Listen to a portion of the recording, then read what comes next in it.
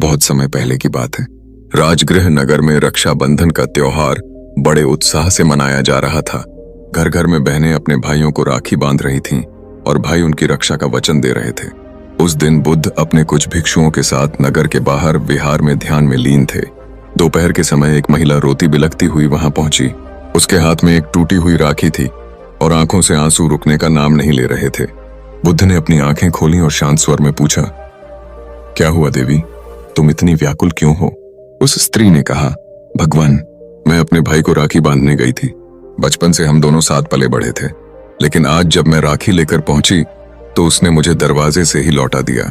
उसने कहा कि अब उसके लिए ये सब बातें बेकार हैं, उसे अब इन रीतियों में विश्वास नहीं। बुद्ध ने ध्यानपूर्वक उसकी बात सुनी। फिर उन्होंने भिक्षुओं की ओर देखा और बोले, क्या तुम जानते हो रक्षाबंधन का सच्चा अर्थ क्या है? सभी भिक्षु मौन रहे। बुद्ध बोले, रक्षा का बंधन केवल धागे का नहीं होता, यह आत्मा और कर्तव्य का बंधन होता है। जब एक भाई यह प्रण करता है कि वह अपनी बहन की रक्षा करेगा, तो वह केवल बाहरी संकटों से नहीं, बल्कि उसे भीतर से भी सुरक्षित रखने का वचन देता है। उसके आत्मसम्मान, उसकी स्वतंत्रता और उसकी भावना की रक्षा करना उसका धर्म बन जाता है। बुद्ध फिर उस स्त्री की ओर मुड़े और बोले, तुम्हारा भाई तुम्हारी भावना को नहीं समझ पाया, पर इसका अर्थ यह नहीं कि रक्षा का बंधन टूट गया। यदि तुम्हारा स्नेह सच्चा है तो वह एक दिन अवश्य समझेगा कि यह धागा सिर्फ एक परंपरा नहीं, आत्मिक रिश्ते का प्रतीक है। इतना कहकर बुद्ध ने पास बैठे एक भिक्षु का हाथ पकड़ा और कहा, आनंद, तुम इस बहन की रक्षा का संकल्प लो। यह भाई नहीं तो क्या हुआ, संसार में कोई भी व्यक्ति किसी के लिए भाई बन सकता है अगर उसके मन में करुणा हो। आनंद ने सिर झुकाकर कहा, भगवान, आज से यह मेरी बहन है, मैं इसकी भावना की रक्षा करूंगा। वह स्त्री आश्चर्यचकित थी। उसकी आंखों से आंसू बह रहे थे, पर अब उनमें पीड़ा नहीं थी, बल्कि करुणा और शांति थी। बुद्ध ने मुस्कुराते हुए कहा, धागा तो टूट सकता है, पर सच्चा रिश्ता कभी नहीं टूटता। रक्षाबंधन केवल परंपरा नहीं, एक आत्मिक बंधन है जो करुणा, प्रेम और उत्तरदायित्व से जुड़ा होता है। उस दिन रक्षाबंधन ने एक नया रूप ले लिया। वह बहन मुस्कुराते हुए लौट गई और उसके भीतर विश्वास था कि संसार में सच्ची रक्षा केवल वही कर सकता है जो करुणा से भरा हो। और बुद्ध मुस्कुराते रहे, क्योंकि एक और आत्मा ने जीवन का सत्य पा लिया था।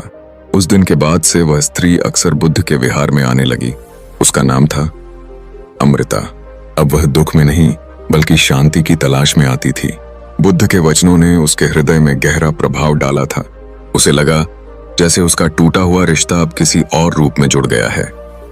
एक ऐसा रिश्ता जिसमें अपनापन था, आत्मीयता थी और सबसे बढ़कर करुणा थी। आनंद, जिसने बुद्ध की आज्ञा से अमृता को अपनी बहन माना था, अब सच में उसकी चिंता करता।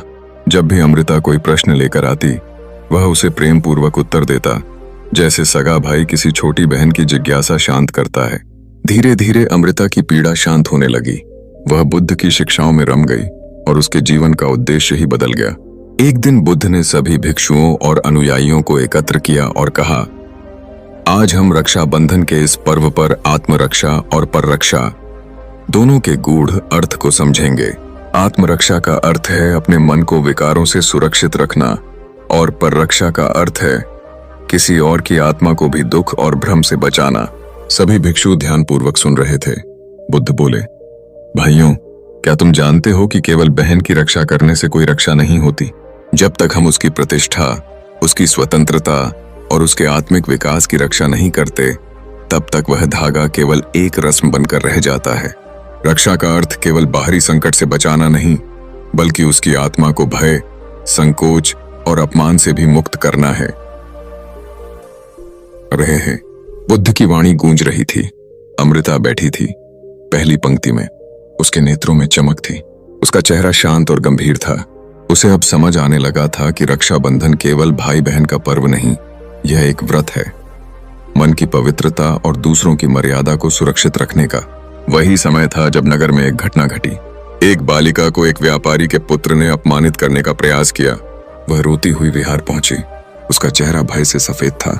बुद्ध ने उसे देखा और पूछा, क्यों रो रही हो बेटी? वह बोली, भगवान, वह युवक बहुत शक्तिशाली है, कोई उसकी बात के विरुद्ध नहीं जाता। वह मेरी मर्यादा को भंग करना चाहता था।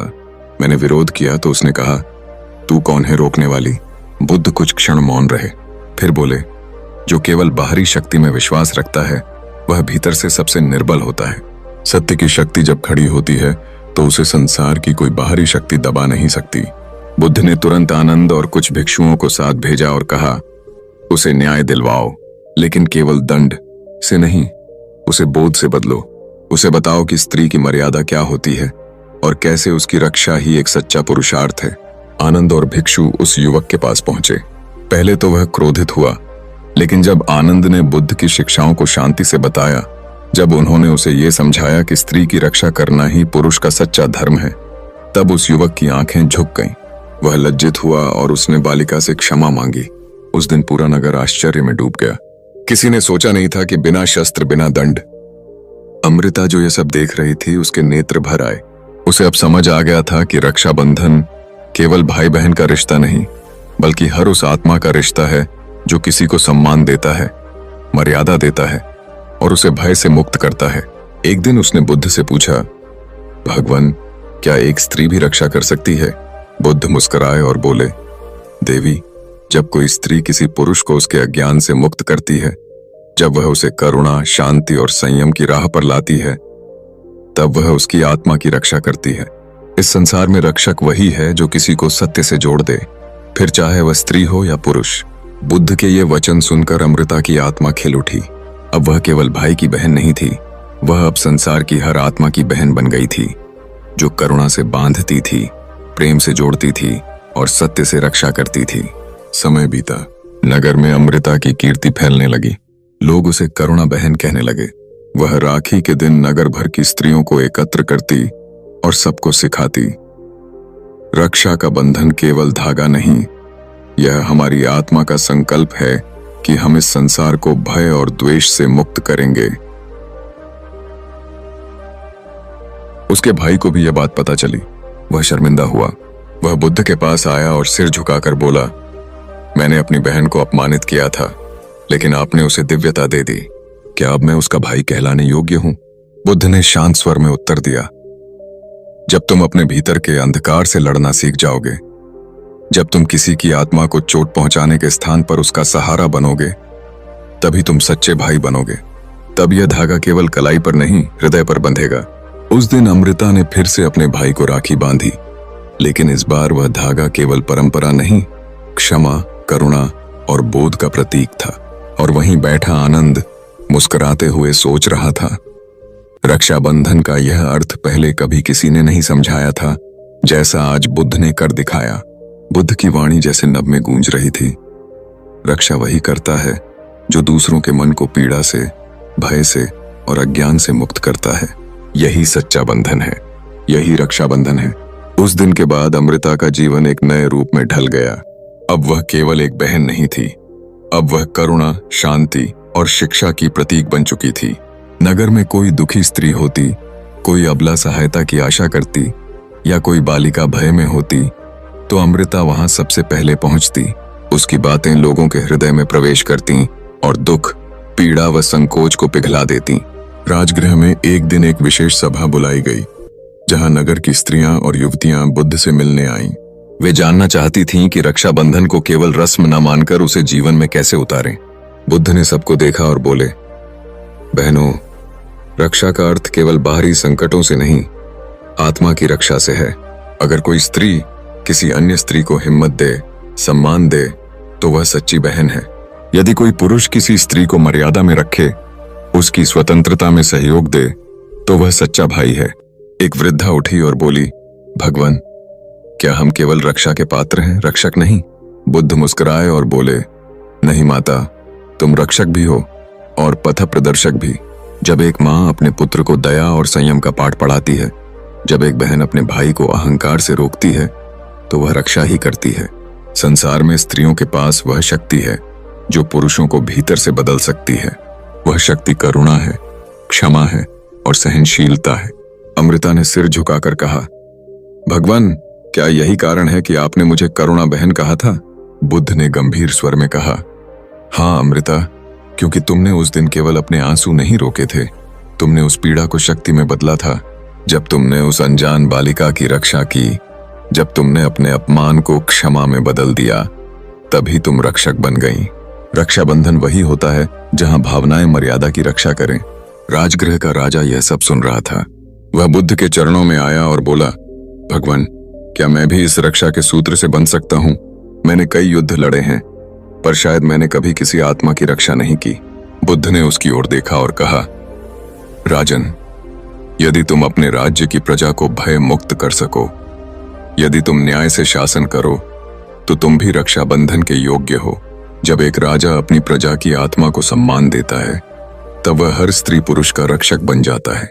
यह धागा केवल रिश्तों का नहीं, यह एक जिम्मेदारी का प्रतीक है। राजा ने घोषणा की, आज से रक्षाबंधन केवल परिवारों में नहीं, समस्त नगरवासियों के बीच मनाया जाएगा।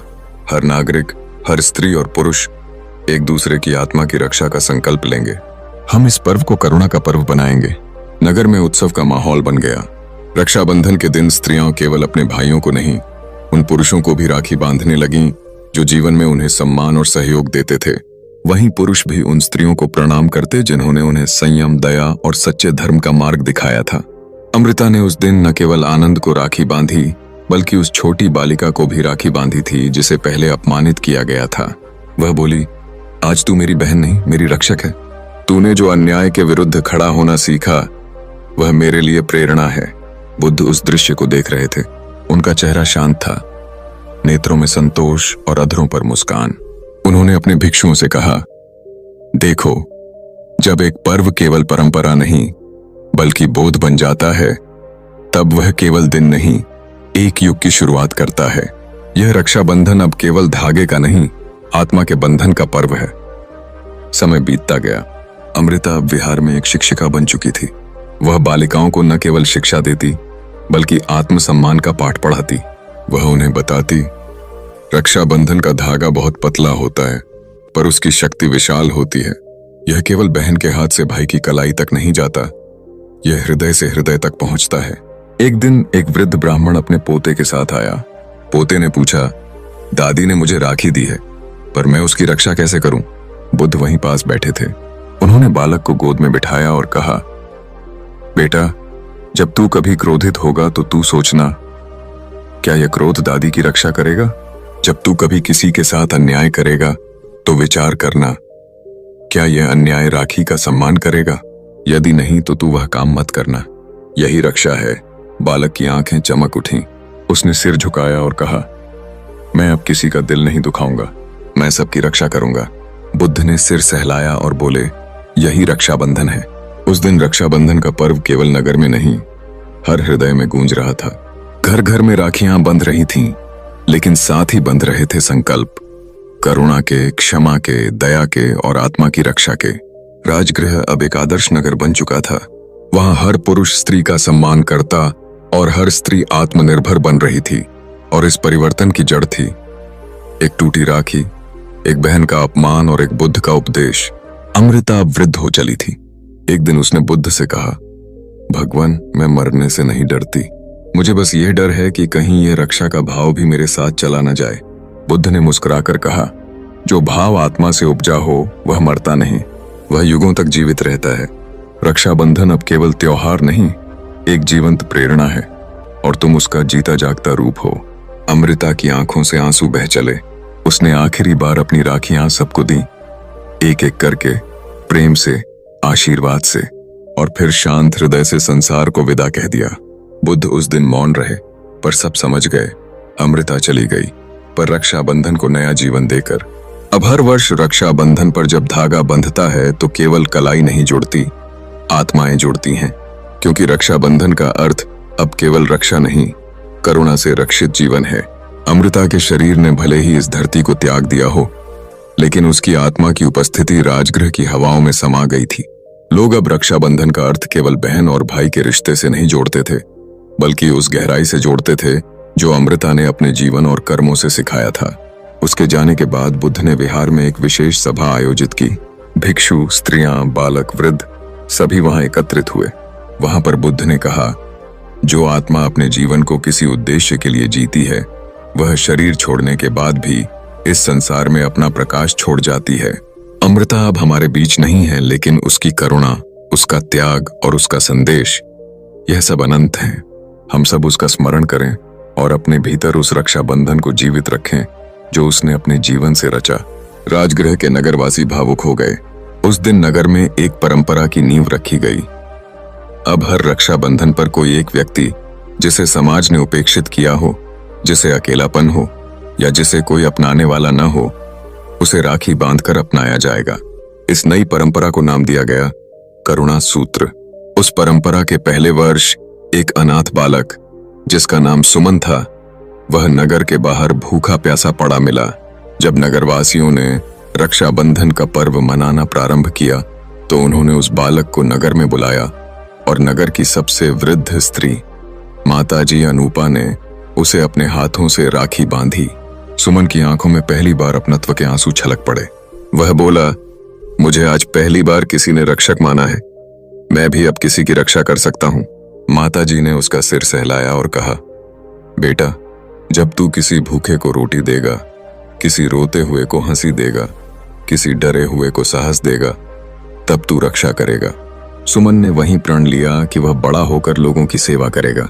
धीरे धीरे वह नगर के प्रमुख सेवक के रूप में ख्यात हुआ और उसने नगर में करुणाशाला नाम से एक आश्रय गृह की स्थापना की, जहां वृद्ध, अनाथ और असहायों को सहारा दिया जाता था।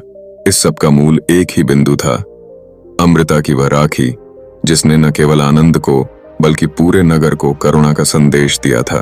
एक बार बुद्ध अपने भिक्षुओं के साथ ध्यान में लीन थे। तब एक भिक्षु ने पूछा, भगवान, क्या अमृता जैसी आत्माएं बार बार जन्म लेती हैं? बुद्ध ने नेत्र खोले और बोले, जो आत्माएं अपने कर्मों में प्रेम, त्याग और सेवा भर देती हैं, वे जन्म लेती हैं, पर वे केवल शरीर नहीं बदलती, वे युगों को बदलती हैं। अमृता की आत्मा किसी न किसी रूप में फिर से जन्म लेगी, वहां जहां करुणा की आवश्यकता होगी, जहां किसी आत्मा को रक्षित करने की जरूरत होगी। भिक्षु शांत हो गया। समय अपनी गति से आगे बढ़ता रहा। अमृता की शिक्षाओं पर आधारित एक पांडुलिपि तैयार की गई जिसे रक्षाबंधन सूत्र कहा गया। इस पांडुलिपि में बुद्ध की वे सारी शिक्षाएं संकलित की गईं जो उन्होंने रक्षा, बहन भाई के संबंध, स्त्री की गरिमा और करुणा के विषय में दी थी। यह ग्रंथ विहार के पुस्तकालय में सहेज कर रखा गया और प्रत्येक वर्ष रक्षाबंधन पर इसे पढ़ा जाता। राजगृह के विद्यालयों में अब बच्चों को यह सिखाया जाता कि राखी केवल एक धागा नहीं, एक चेतना है, एक ऐसा बंधन जो आत्मा की मर्यादा से जुड़ा है। और उन्हें अमृता की कहानी बताई जाती ताकि वे समझ सकें कि एक बहन की पीड़ा अगर करुणा में बदल जाए तो वह एक युग को दिशा दे सकती है। एक दिन एक युवा कन्या जिसका नाम संध्या था, वह बुद्ध के पास आई और बोली, भगवान, क्या मैं भी अमृता बन सकती हूं? बुद्ध ने उत्तर दिया, यदि तुम किसी एक भी आत्मा को भय से मुक्त कर सको, यदि तुम किसी की आत्मा को सम्मान दे सको, यदि तुम किसी के भीतर रोशनी जगा सको, तो तुम अमृता हो। नामों से कोई अमर नहीं होता, कर्मों से आत्मा अमर बनती है। संध्या ने उसी दिन से निर्धन बस्तियों में जाकर छोटी बच्चियों को पढ़ाना शुरू किया।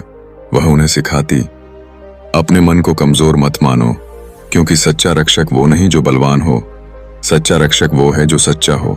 धीरे धीरे संध्या ने भी समाज में एक नई चेतना को जन्म दिया और जब रक्षाबंधन आया तो 100 से अधिक लड़कियां संध्या को राखी बांधने आईं।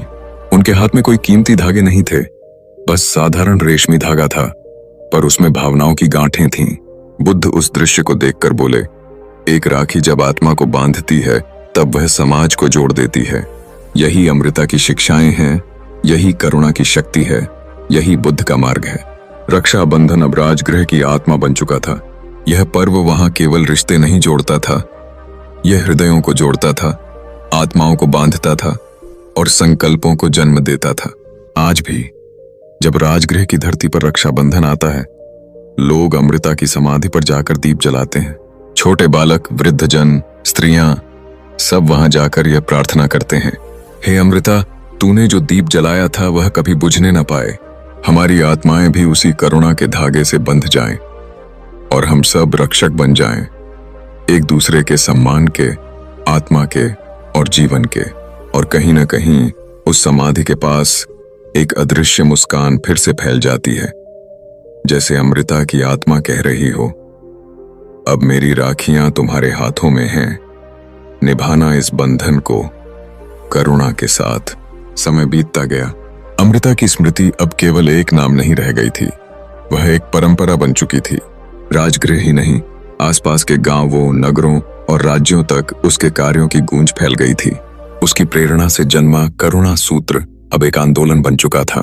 जहां जहां भी यह पर्व मनाया जाता, लोग राखी के धागे को सिर्फ परंपरा नहीं मानते, बल्कि यह समझते कि यह धागा अब केवल एक भाई की कलाई पर नहीं बंधता, बल्कि आत्मा से आत्मा को बांधता है। एक दिन बुद्ध अपने शिष्यों के साथ नगर से बाहर भ्रमण को निकले। मार्ग में उन्हें एक तपस्वी मिला जो वर्षों से कठोर तप कर रहा था। उसका शरीर अत्यंत दुर्बल था, पर उसके नेत्रों में घमंड था। उसने बुद्ध को देखकर कहा, हे गौतम, तुम्हारी शिक्षाएं भावुकता पर आधारित हैं। करुणा, दया, सहानुभूति ये सब माया है। सच्चा मोक्ष तो केवल आत्मसंयम और तप से मिलता है। तुम लोगों को मोह में बांधते हो। बुद्ध मुस्कुराए और बोले, भद्र तपस्वी, क्या तुम मानते हो कि आत्मा की रक्षा हो सकती है? तपस्वी बोला, हाँ, आत्मा को मोह से बचाना ही असली रक्षा है। बुद्ध ने पूछा, तो क्या तुमने कभी किसी और आत्मा की रक्षा की है?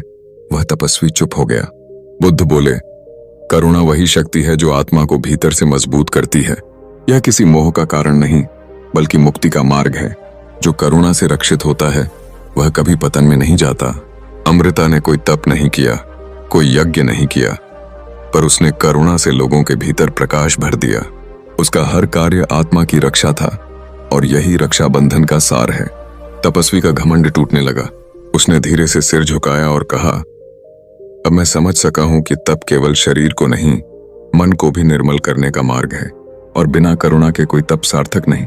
बुद्ध ने उसकी ओर देखकर कहा, तुम्हारे हृदय में यदि यह भाव जन्मा है तो यह रक्षा बंधन का ही प्रभाव है, आत्मा से आत्मा का बंधन।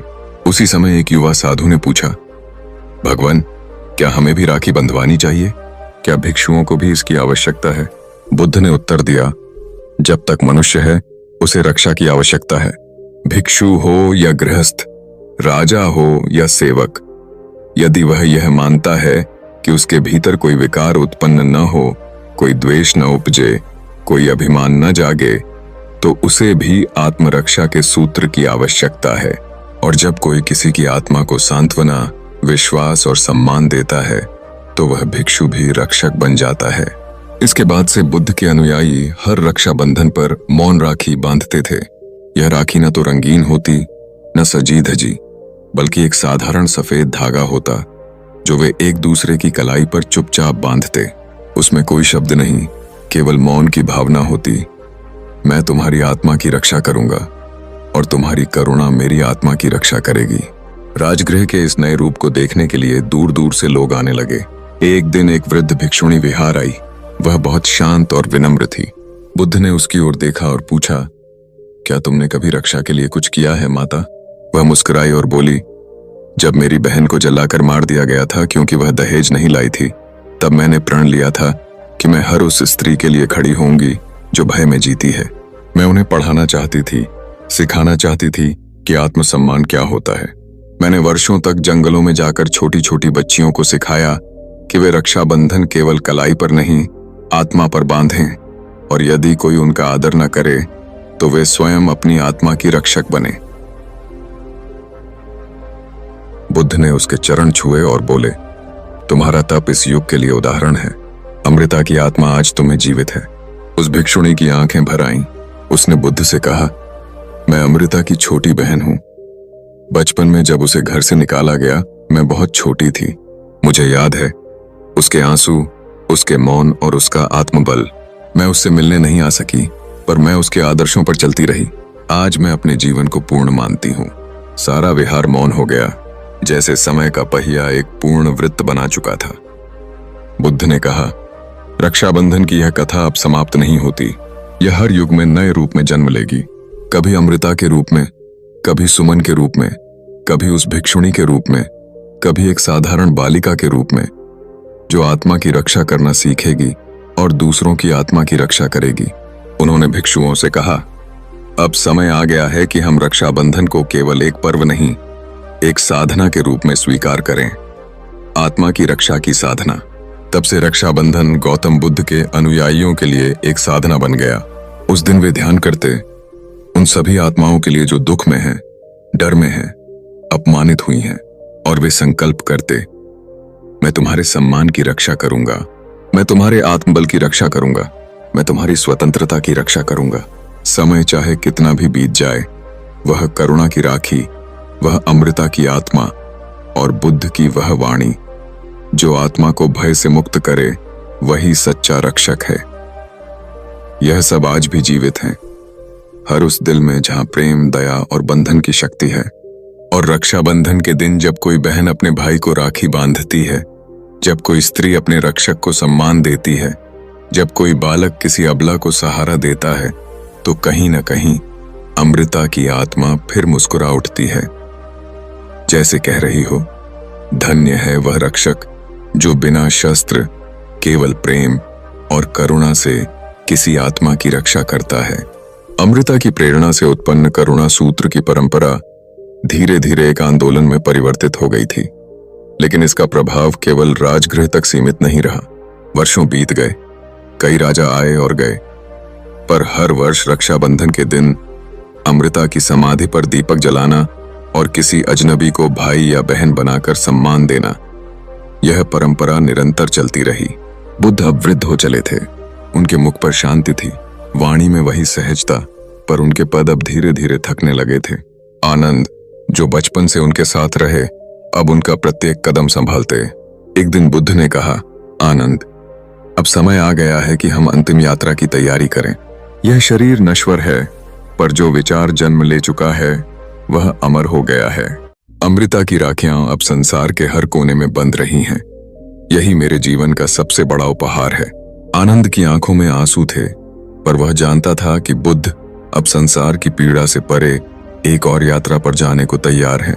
बुद्ध ने राजगृह छोड़ने से पहले एक अंतिम सभा बुलाई।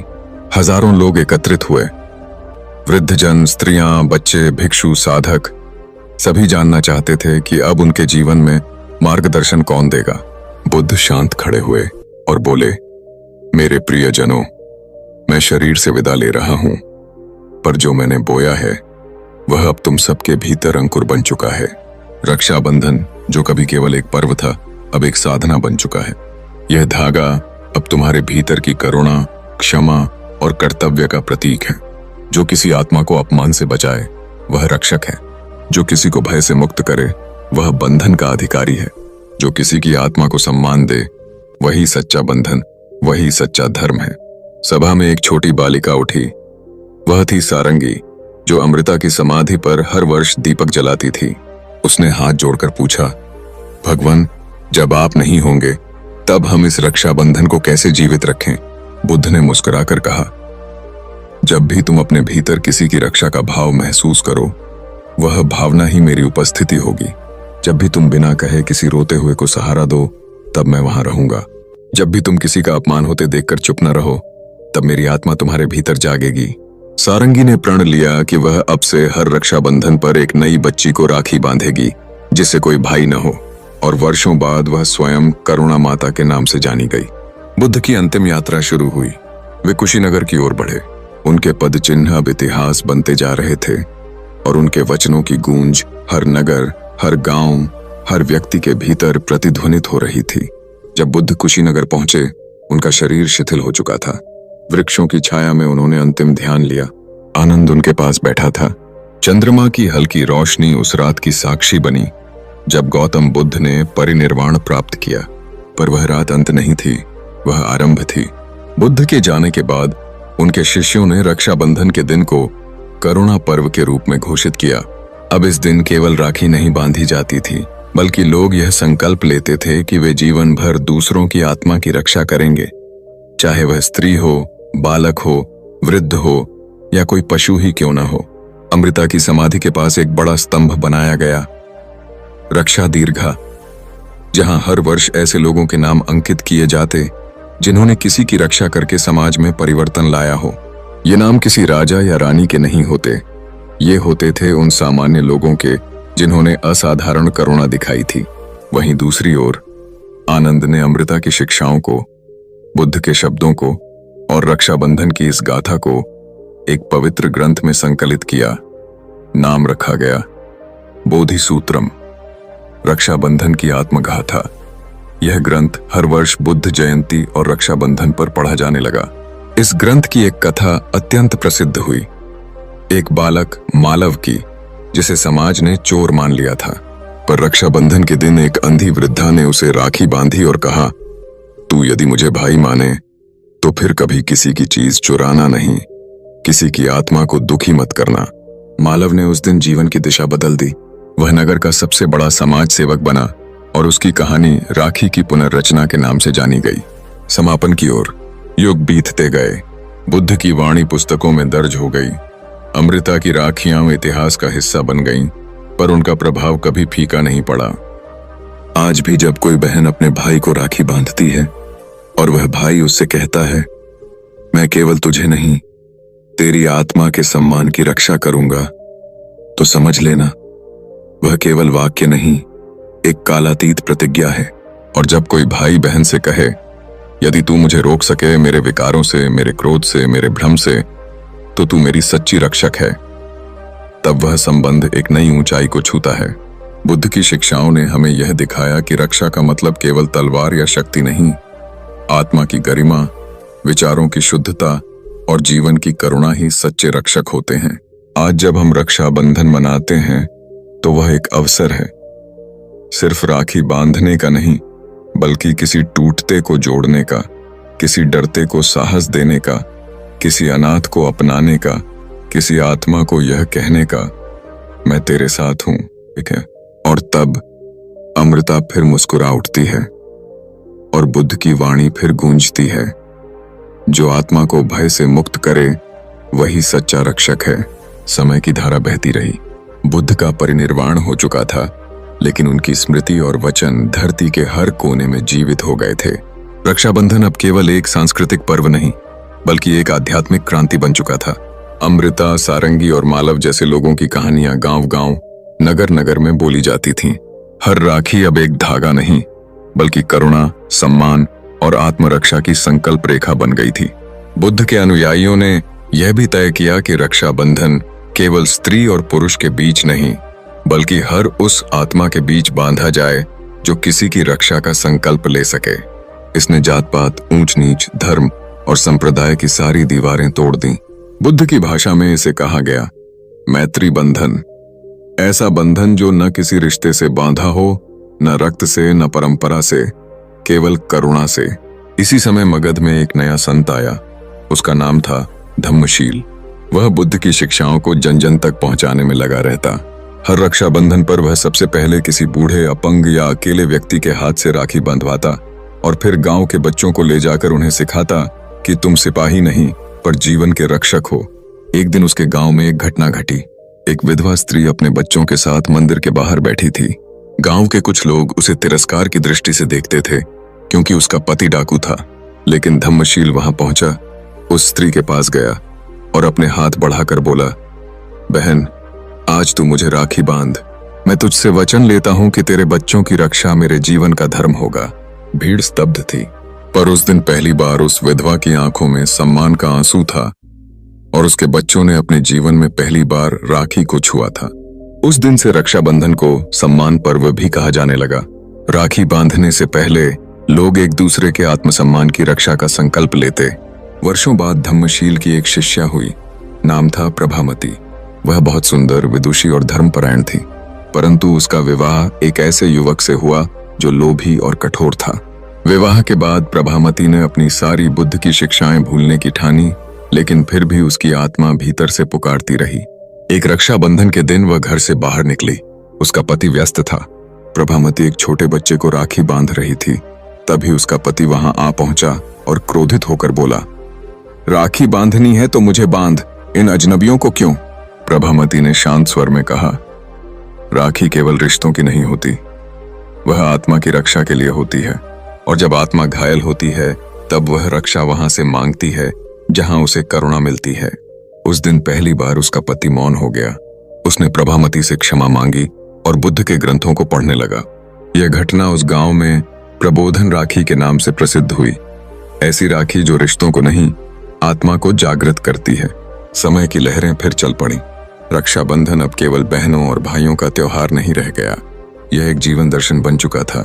अब हर गुरुकुल में, हर संघ में, हर आश्रम में यह सिखाया जाता था कि राखी बांधना एक कर्मकांड नहीं, एक जीवित संकल्प है। एक बार एक युवक नाम वसु, जो एक व्यापारी था, उसे लुटेरों ने घेर लिया। उसने उनसे विनती की, मेरे धन को ले लो, लेकिन मुझे जीवन दे दो। लुटेरों का मुखिया हंसते हुए बोला, तू क्यों बख्शा जाए? भाई वसु ने अपने झोले से एक राखी निकाली जो उसे उसकी मृत बहन ने वर्षों पहले बांधी थी। उसने वह राखी लुटेरे को दिखाकर कहा, यह देख, यह केवल धागा नहीं, यह मेरी आत्मा का बंधन है। अगर तुझ में थोड़ी भी करुणा है तो इस राखी को देखकर सोच, क्या तू किसी की रक्षा नहीं कर सकता? लुटेरा कुछ क्षणों तक मौन रहा, फिर वह झुककर बोला, तेरी यह राखी आज मेरी आत्मा को बांध गई। जा, तेरा धन भी ले जा, और मुझे तूने जीवन की राह पर वापस खींच लिया। वसु की यह कथा बुद्ध संघों में बंधन की मुक्ति नाम से गाई जाने लगी। फिर आया वह समय जब राजा बिंबिसार के पौत्र राजा दीपसेन ने रक्षाबंधन को एक राष्ट्रीय पर्व घोषित कर दिया। हर वर्ष राजधानी में बोधि रक्षोत्सव मनाया जाता, जिसमें कोई भी किसी को राखी बांध सकता था। स्त्री, पुरुष, वृद्ध, बालक, अमीर, गरीब, सभी को यह अधिकार था। दीपसेन स्वयं एक रात नगर के सबसे गरीब मोहल्ले में गया और वहां की एक वृद्धा से राखी बांधकर उसने कहा, जब तक मेरे राज्य में एक भी आत्मा भय में जीती है, मैं स्वयं को रक्षक नहीं मान सकता। उसके इस कार्य ने पूरे राष्ट्र को प्रेरित किया। तब से राज्य रक्षा प्रतिज्ञा नामक कार्यक्रम शुरू हुआ, जिसमें हर अधिकारी को किसी निर्धन परिवार से राखी बंधवानी होती, ताकि वह सत्ता को सेवा समझ सके। इस प्रकार रक्षाबंधन एक ऐसे बिंदु पर पहुंच चुका था जहां यह केवल एक परंपरा नहीं रहा, यह एक आत्मिक क्रांति बन गया। और अंत में आज भी जब कोई मां अपने बेटे से कहती है, बेटा किसी अबला की रक्षा करना, या जब कोई शिक्षक अपने शिष्य से कहता है, तेरी विद्या तभी सार्थक होगी जब तू किसी की आत्मा की रक्षा करेगा, या जब कोई बच्ची राखी बांधते हुए कहती है, भैया सिर्फ मेरी नहीं, किसी की भी इज्जत का रक्षक बनना, तो समझना कि बुद्ध की वह सीख आज भी जीवित है। अमृता की राखी, सारंगी की प्रतिज्ञा, धम्मशील का आदर्श, प्रभामती की जागृति, वसु की मुक्ति और दीपसेन की सत्ता, यह सब मिलकर रक्षाबंधन को एक सनातन गाथा बनाते हैं। एक गाथा जो कहती है, धागे टूट सकते हैं पर करुणा का बंधन अटूट होता है। संबंध समाप्त हो सकते हैं पर रक्षा का धर्म शाश्वत होता है। और जो आत्मा की रक्षा करे वही बुद्ध का सच्चा अनुयायी होता है। राखी का यह धागा युगों तक बांधा जाएगा। जब तक संसार में करुणा है तब तक यह पर्व जीवित रहेगा और बुद्ध की वाणी गूंजती रहेगी। जो किसी की आत्मा को भय से मुक्त करे वही सच्चा रक्षक है। वर्षों बीत गए। धम्मशील और प्रभामती की कहानियां लोक कथाओं में बदल गईं। अमृता और सारंगी के नाम अब भजन और गीतों में लिए जाते थे। लेकिन एक गांव ऐसा था जो बुद्ध के उपदेशों से दूर रह गया था। वह था अंधकपुर। यह गांव अत्यंत डरपोक और संकीर्ण सोच से ग्रस्त था। यहाँ के लोग मानते थे कि रक्षाबंधन सिर्फ स्त्रियों की कोमल भावनाओं का खेल है और इससे जीवन की वास्तविक कठिनाइयां नहीं सुलझती। यहीं जन्मा था एक बालक, नाम था नीलकेतु। वह बचपन से ही जिज्ञासु पर क्रोधित स्वभाव का था। बचपन में उसकी बहन का निधन हुआ था, जिसके बाद वह राखी के पर्व से घृणा करने लगा। उसे लगता था कि एक धागा किसी की रक्षा नहीं कर सकता। जब कोई उससे पूछता, तुम राखी क्यों नहीं बांधते, भी वह कटुता से कहता, जो अपना रक्षा स्वयं न कर सके वह धागों पर क्यों निर्भर हो। पर नीलकेतु की नियति उसे वहां ले जा रही थी जहां उसे रक्षाबंधन का वास्तविक अर्थ समझ में आने वाला था। वर्षों बाद, युवा हो जाने के बाद, वह एक यात्रा पर निकला। उसका मन बेचैन था, जीवन का उद्देश्य नहीं मिला था और आत्मा अशांत रहती थी। एक दिन वह बुद्ध के एक पुराने अनुयायी भद्रक के आश्रम में पहुंचा। वहां उसने देखा कि बहुत सारे वृद्ध, अनाथ बच्चे और दुखी महिलाएं रहते हैं जिनकी रक्षा और सेवा आश्रम करता है। भद्रक ने नीलकेतु से पूछा, तू यहाँ क्यों आया है वत्स? नीलकेतु बोला, मुझे जीवन का अर्थ चाहिए, लेकिन मैं उन पर्वों से घृणा करता हूं जो खोखले हैं, जैसे रक्षाबंधन। एक धागा किसी की रक्षा कैसे कर सकता है? भद्रक मुस्कुराया और बोला, तो क्या तू यह कह रहा है कि भावनाएं शक्तिहीन होती हैं? नीलकेतु मौन हो गया। भद्रक ने आगे कहा, ध्यान से सुनो। जब अमृता ने राखी बांधी थी तो उसका भाई केवल रक्षा करने वाला नहीं, एक आदर्श बन गया था। जब प्रभामती ने अपनी आत्मा को बांधने से इनकार किया तो उसका पति बदल गया। जब धम्मशील ने किसी विधवा की राखी को सम्मान दिया तो पूरी जाति जाग उठी। क्या ये भावनाएं नहीं थीं? नीलकेतु कुछ समझने लगा था। उसी दिन एक वृद्ध स्त्री आश्रम में आई। उसकी आंखों में आंसू थे। वह चुपचाप एक थाली में राखी लिए खड़ी थी। भद्रक ने कहा, इसकी बेटी नगर के अत्याचारी से डरती है, कोई इसकी रक्षा का वचन नहीं देता। क्या तुम इसकी राखी बंधवाओगे? नीलकेतु का हृदय कांप उठा। वह आगे बढ़ा और उस वृद्धा के हाथों राखी बंधवाते हुए बोला, आज से मैं न केवल आपकी बेटी की बल्कि हर पीड़ित आत्मा की रक्षा करूंगा, अपने विचारों, अपने कर्मों और अपने साहस से। वृद्धा के आंसू अब मोती बनकर गिरने लगे। वह बोली, बेटा, तूने मेरी राखी को अर्थ दे दिया, तू सच्चा रक्षक है। उस दिन नीलकेतु ने जो अनुभव किया उसने उसकी आत्मा को झकझोर दिया। उसने उसी क्षण एक प्रतिज्ञा ली, अब मैं रक्षाबंधन को केवल बहन भाई का पर्व नहीं रहने दूंगा, इसे मैं जन जन तक पहुंचाऊंगा। इसे आत्मरक्षा से लेकर विश्व रक्षा का पर्व बनाऊंगा। उसने गांव लौटकर हर घर में जाकर राखी के नए रूप को समझाया। उसने लोगों को सिखाया कि राखी बांधते समय सिर्फ रक्षा का वचन नहीं, सम्मान, सहयोग और करुणा का भी वचन लिया जाए। हर वर्ष वह एक नया प्रयोग करता। एक वर्ष उसने गांव के किसानों से राखी बांधवाई और उन्हें धरती माता की रक्षा का संकल्प दिलाया। दूसरे वर्ष उसने नदियों के किनारे जाकर युवाओं को जल रक्षा संकल्प दिलाया। तीसरे वर्ष उसने गांव के शराबी पुरुषों को राखी बांधने आई महिलाओं से कहलवाया, तुम हमारे भाई हो, पर यदि हमारी आत्मा को दुहक दोगे तो यह राखी बंधन नहीं, बंधन मुक्ति बन जाएगी। इस साहसिक प्रयोग ने गांव में भूचाल ला दिया। लोग जाग उठे। स्त्रियां अब निर्भय होने लगीं। पुरुष अब राखी को हल्के में नहीं लेते थे, बल्कि वचन को निभाने का गर्व महसूस करते। समय के साथ नीलकेतु ने रक्षाधाम संघ नामक एक संस्था बनाई, जिसमें बुद्ध की शिक्षाएं, करुणा, सत्य और राखी को मिलाकर जीवन को दिशा दी जाती। वहां हर वर्ष विश्व रक्षा बंधन पर्व मनाया जाता, जहां कोई जात पात नहीं, न धर्म, न लिंग, न भाषा, केवल रक्षा और करुणा का सूत्र होता। उस पर्व में नीलकेतु ने एक बार भाषण दिया जो आज भी शिलालेख पर अंकित है। जब तुम किसी स्त्री की आंखों में आंसू देखकर आगे बढ़ते हो, वही रक्षा बंधन है। जब तुम किसी वृद्ध की कांपती हथेलियों को सहारा देते हो, वही रक्षा बंधन है। जब तुम किसी वृक्ष को काटने से रोकते हो, जब तुम जल को बचाते हो, जब तुम अपने भीतर के क्रोध को शांत कर किसी का अपमान रोकते हो, तब तुम राखी के धागों से नहीं, अपने कर्मों से बंधे होते हो। और यही बुद्ध की राह है, यही आत्मरक्षा से विश्व रक्षा का मार्ग है। नीलकेतु की सीख ने पूरे अंधकपुर को एक आदर्श गांव बना दिया। वहां न कोई अपमानित होता, न कोई असहाय रह जाता। वहां राखी बांधना केवल भाई की कलाई पर नहीं होता, वहां वृक्षों पर राखी बांधी जाती, नदियों पर बांधी जाती और यहां तक कि हथियारों पर भी, ये संकल्प दिलाने के लिए कि वे केवल रक्षण हेतु ही उठें। और फिर एक दिन नीलकेतु मौन साधना में बैठा रहा। लोगों ने पूछा, अब और क्या बचा है? उसने केवल मुस्कुराकर कहा, जब तक एक भी आत्मा भय में जी रही है, तब तक रक्षाबंधन अधूरा है। बुद्ध की वह मौन सीख उसके भीतर गूंज रही थी। रक्षा वह नहीं जो बाहर से हो, रक्षा वह है जो भीतर की करुणा से जागती है। और जब एक आत्मा जागती है तो पूरी दुनिया की रक्षा होती है।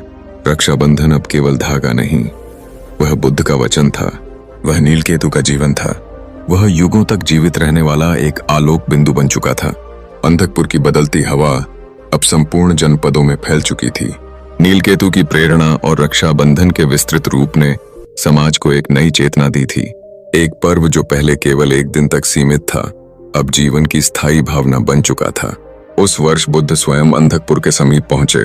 यह समाचार सुनकर नीलकेतु, भद्रक और रक्षाधाम संघ के सभी लोग उनके दर्शन हेतु पहुंचे। गांव के बाहर एक बोधि वृक्ष के नीचे बुद्ध शांत मुद्रा में बैठे थे। दूर से देखने मात्र से ही एक गहरी शांति उनके चारों ओर फैल रही थी। नीलकेतु ने हाथ जोड़कर पूछा, भगवान, क्या मैं जो कर रहा हूं वह बुद्ध की राह है? बुद्ध ने आंखें खोली। उन्होंने नीलकेतु को देखा। वह कोई साधारण व्यक्ति नहीं रहा था। उसके नेत्रों में करुणा, उसके स्वर में समर्पण और उसके जीवन में त्याग था। बुद्ध बोले, वत्स, जब तुम किसी रक्षा बंधन को अहंकार से मुक्त कर सको, जब तुम रक्षक बनकर स्वयं को सेवक समझो, जब तुम धागे को कर्म में बदल सको, तब तुम मेरी राह पर हो। नीलकेतु की आंखें भर आईं। बुद्ध आगे बोले, रक्षा का अर्थ केवल शारीरिक रक्षा नहीं। बुद्ध ने नीलकेतु की कलाई में एक पीत रंग का रेशमी धागा बांधा और बोले, यह रक्षा सूत्र नहीं, यह करुणा सूत्र है।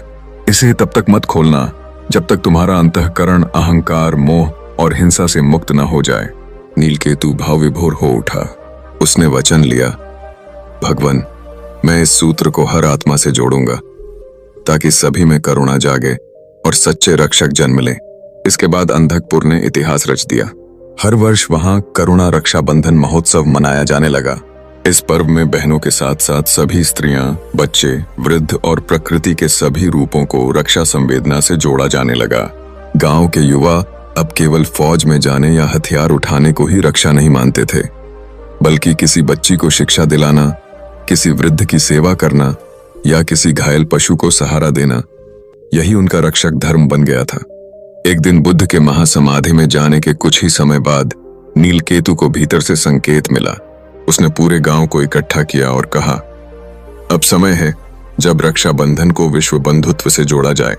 अब समय है कि यह पर्व भारत की सीमाओं से निकलकर सभी जीवों का पर्व बने, जहां एक मनुष्य दूसरे को केवल जाति, धर्म, रंग या लिंग से नहीं, उसकी आत्मा से पहचाने। उसने सबको एक धागा बांधा, किसी की कलाई में, किसी की उंगली में, किसी के मस्तक पर और किसी वृक्ष की डाल पर। यह धागा अब न कोई औपचारिकता था, न कोई रूढ़ी। यह एक यज्ञ था, एक मौन संकल्प था। नीलकेतु ने अपनी अंतिम वाणी में कहा, मैं चाहता हूं कि जब मेरी स्मृति मिट जाए तब भी यह धागा हर हृदय में बंधा रहे। कोई बहन जब राखी बांधे तो केवल रक्षा न मांगे, बल्कि स्नेह और सम्मान भी मांगे। और कोई भाई जब कलाई बढ़ाए तो रक्षा के साथ साथ आत्म परिवर्तन का संकल्प भी ले। कुछ वर्षों बाद जब नीलकेतु समाधि में विलीन हुए तो लोग कहते हैं, उनकी समाधि पर कोई पत्थर नहीं रखा गया, बल्कि एक पीले रंग का करुणा सूत्र। हर वर्ष कोई न कोई बच्चा वहां बांधने आता है। आज भी अंधकपुर के लोग कहते हैं, राखी अब धागा नहीं, वह एक ध्वनि है, एक व्रत है। बुद्ध की वह मौन भाषा है जो हर हृदय को रक्षक बना देती है।